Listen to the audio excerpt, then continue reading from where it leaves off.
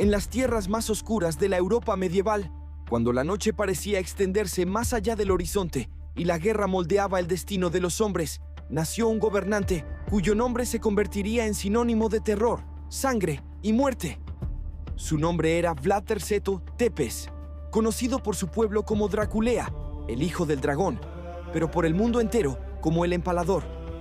En esa época, los reinos se disputaban el poder con ferocidad, pero ninguno llegó a ser tan temido como Vlad, un hombre cuya crueldad superó los límites de la comprensión humana. Las crónicas de aquel tiempo, escritas con manos temblorosas, hablan de un príncipe que no solo castigaba a sus enemigos, sino que disfrutaba de su sufrimiento. Un gobernante que utilizaba la muerte como espectáculo, el miedo como arma y la sangre como símbolo de dominio. Para algunos, Vlad fue un líder fuerte y necesario, un escudo contra poderosos invasores. Para otros, fue un monstruo vestido de noble, un demonio nacido entre los hombres. Su reinado estuvo marcado por atrocidades tan grandes que aún hoy parece imposible creer que un ser humano pudiera cometerlas. Pero las pruebas existen, los relatos coinciden, y el eco de sus actos todavía se escucha en los rincones oscuros de la historia. Una de las historias más aterradoras cuenta cómo Vlad, en un solo día, ordenó empalar a miles de personas. Nobles corruptos, enemigos capturados, traidores y hasta campesinos que no obedecieron sus órdenes. Los cuerpos, atravesados por estacas afiladas, formaban un bosque macabro que rodeaba el camino hacia su castillo. Los gritos eran tan desgarradores que algunos soldados perdieron la razón. Otros huyeron, incapaces de enfrentar semejante horror. Pero para Vlad, ese bosque de muerte era un mensaje. Desafiarlo tenía un precio aterrador. Mientras más fuerte era su reino, más oscura se volvía su alma. Según cuentan las crónicas, Vlad caminaba entre los cuerpos empalados como si fuera un jardín.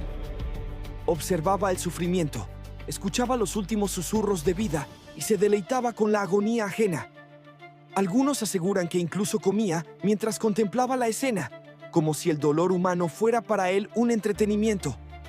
Fue esta obsesión con la sangre y la tortura lo que dio origen a las leyendas que lo llamarían para siempre el Rey Vampiro.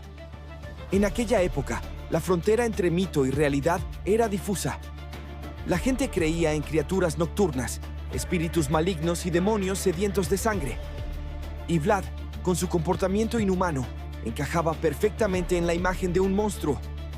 Algunos relatos afirman que bebía la sangre de sus enemigos, ya fuera en rituales o por puro placer. Otros describen cómo mojaba pan en la sangre fresca de los empalados, un acto que helaba la sangre de cualquiera que lo viera. Nadie sabía con certeza si estos relatos eran exageraciones, inventos o verdades ocultas. Pero todos coincidían en una cosa: Vlad Tepes no era un hombre común. Su alma estaba envuelta en sombras, su corazón endurecido por el dolor y la guerra. Y en ese abismo de crueldad encontró poder.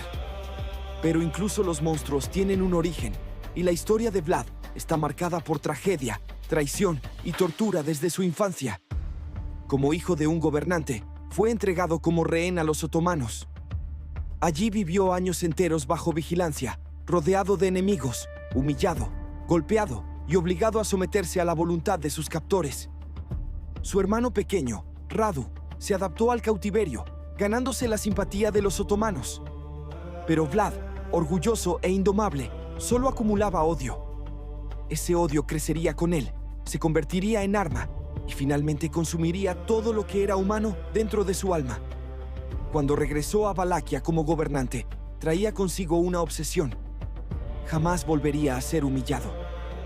Jamás permitiría que un enemigo lo dominara. Y así, se convirtió en un líder tan despiadado que incluso quienes lo apoyaban lo temían.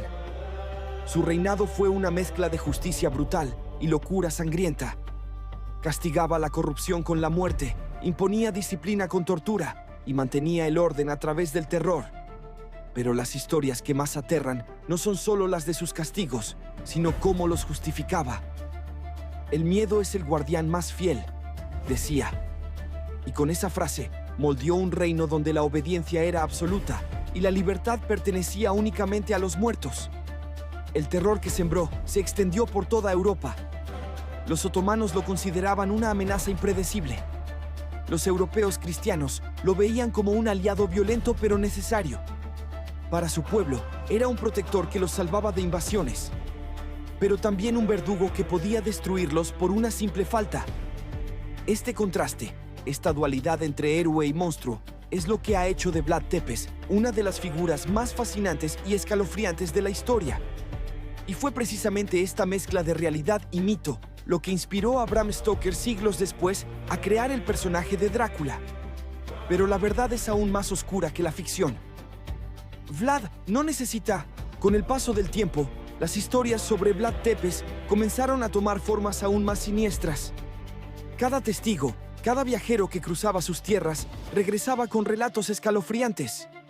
Decían que en las noches sin luna, el príncipe caminaba solo por los campos donde yacían los empalados, observando sus sombras proyectarse sobre el suelo, como almas atrapadas entre el dolor y la muerte. Decían que hablaba con ellos, que escuchaba sus lamentos como si fueran plegarias dedicadas únicamente a él. Para los campesinos, Vlad era una fuerza de la naturaleza, impredecible y aterradora. Para algunos, un protector. Para otros, un castigo enviado por Dios. La fama de su crueldad llegó tan lejos que incluso los reyes de Europa intercambiaban cartas describiéndolo como un hombre capaz de cometer actos que desafiaban cualquier concepto de moralidad. Uno de los relatos más estremecedores procede de un embajador sajón que visitó su castillo. Al entrar en el gran salón, encontró una mesa llena de comida. Y a su alrededor, decenas de cuerpos empalados aún agonizando.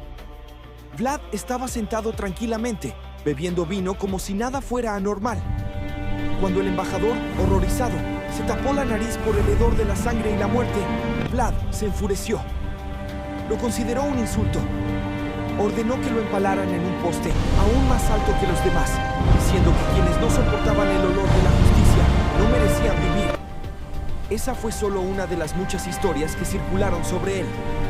Sin embargo, Vlad no actuaba únicamente por sadismo, aunque lo disfrutara.